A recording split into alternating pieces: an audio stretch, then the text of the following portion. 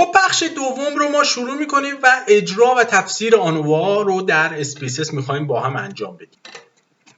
خب برای این کار وارد مسیر آنالیز میشید، کمپیر مین و وان وی آنووا رو تیک میزنید. خب حالا من ریست میکنم که یک بار دیگه با هم انجام بدیم.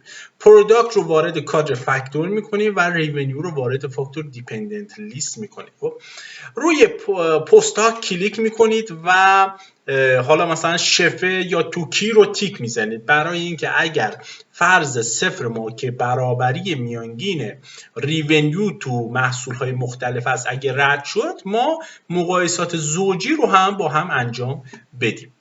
کانتینیو رو میزنید، آپشن رو کلیک میکنید. اول میگید که خب یه توصیفی از داده ها برای ما داشته باش. بعد حالا اگه خواستید که ما قبلا انجام بدیم فرض همگنی واریانس رو همینجا میتونید تیک بزنید و میگید که مین پلات هم برای من رسم میکنه. خب کانتینیو رو میزنید. کار دیگه لازم نیست، در شرایط فعلی کار دیگه لازم نیست، ولی خب یه سری کار دیگه هم انجام میدیم بعدش من بهتون میگم. خب روی اوکی کلیک میکنه، خروجی رو به ما میده. الان ببینید به ما گفته که میانگین درآمد برای محصول شماره 1 مثلا 658، محصول شماره 2 791، محصول شماره 3 774 هست. مثلا انحراف معیارشون اینا هست. ببینید انحراف معیار و چون به هر حال واریانس توان دوم انحراف معیار هست، ببینید اگر 200 به توان 2 برسه چه مقداری میشه، 270 به توان 2 برسه چه مقدار میشه. یعنی میخوام بگم که این واریانس هاشون واقعا با هم متفاوت است و به خاطر همین هم است اونجا فرض همگنی واریانس رد شد. الان فرض صفر ما چی هست؟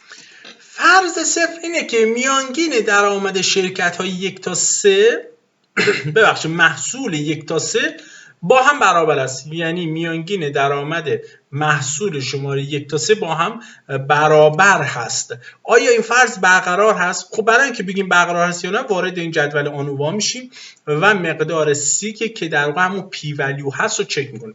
اگر کوچکتر از 5% بود یعنی اینکه فرض رد میشه، یعنی میانگین درآمد شرکت ها در محصول 1 و 2 و 3 با هم متفاوت هست و برابر نیست. حالا کدوم ها با هم متفاوت هستن رو ما میایم در واقع تو این مولتیپل کامپریزن میتونیم ببینیم.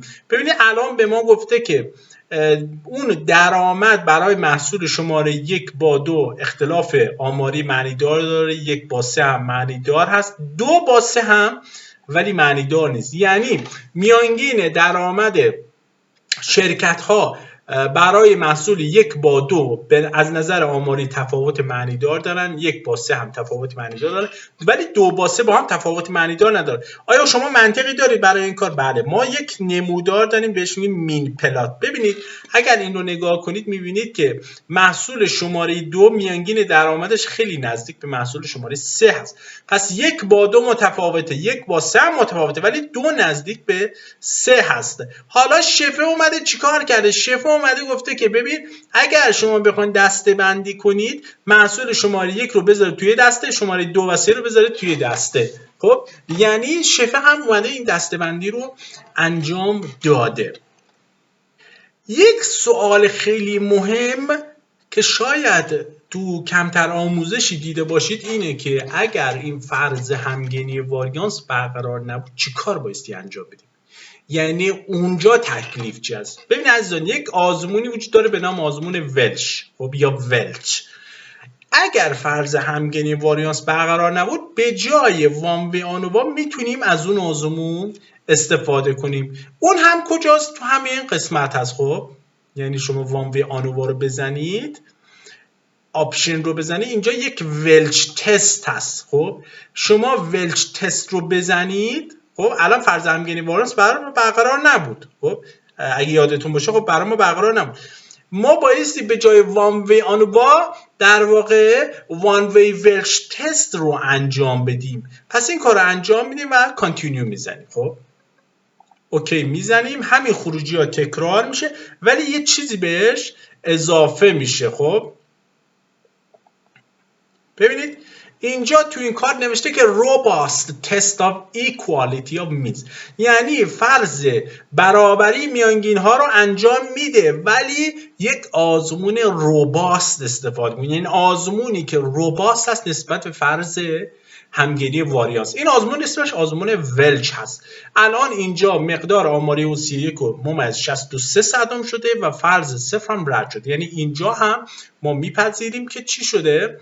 در واقع میانگین اون درآمد شرکت ها برای محصول 1 و 2 3 با هم متفاوت است که حالا بعدش مقایسات زوجی هم انجام میده برای همین کار. خب پس ما الان متوجه شدیم که اگر فرض همگنی واریانس برقرار نبود چیکار بایستی انجام بدیم؟ به جای وان وی اون وا بایستی ولچ تست رو انجام بدیم.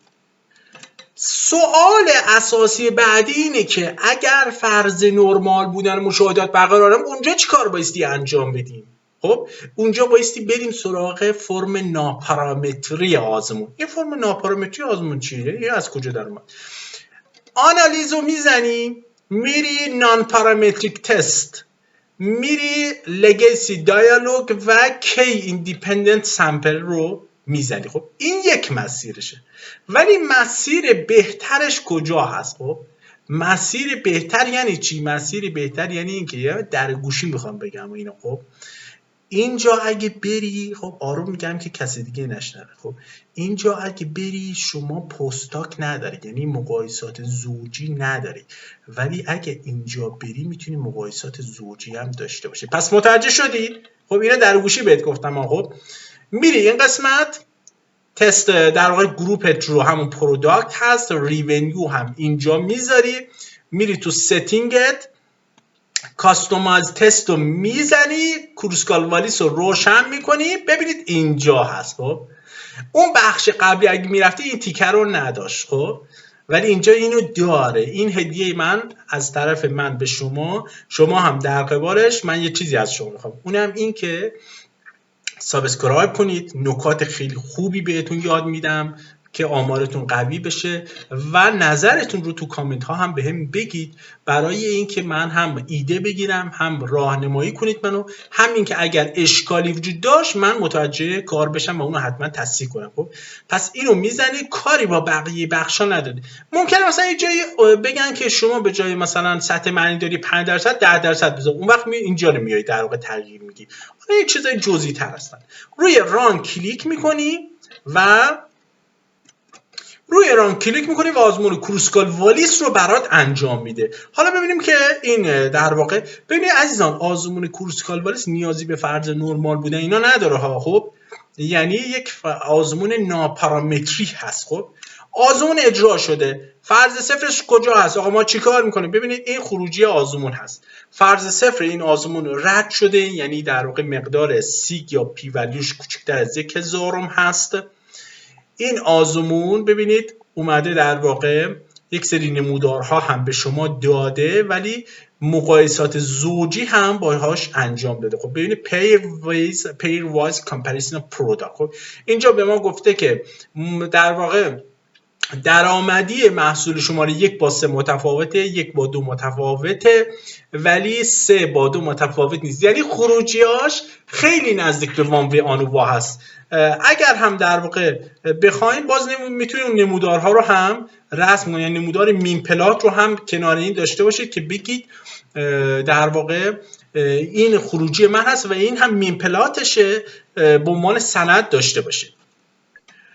و اما نکته آخر این که خب آماردان با بیش از 5 سال تجربه موفق در تحلیل آماری در نرم افزارهای مختلف مثل SPSS، R، SAS، استیتا میتا و نرم افزارهای دیگه در خدمت شما هست. شما میتونید اگر پروژه‌ای داشتید یا مقاله یا تحلیل آماری مربوط به پایان نامه داشتید از طریق همین راههای ارتباطی برای ما بفرستید، در اسرع وقت پاسخ شما داده خواهد شد و هزینه و مهلت تحویل به شما در واقع اطلاع داده خواهد شد.